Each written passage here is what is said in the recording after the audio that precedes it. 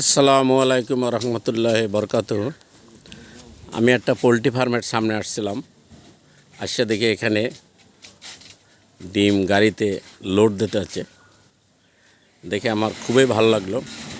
এই যে আপনারাও দেখেন যে ডিম গাড়িতে সুন্দর করে সাজাইতে আছে।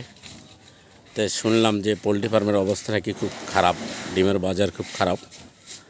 তা আপনারা বেশি বেশি করে ডিম খাবেন, তাতে পোলট্রি খামারিদের অনেক উপকার হবে এবং তারা হয়তো বা কিছু লাভের অংশ দেখতে পারে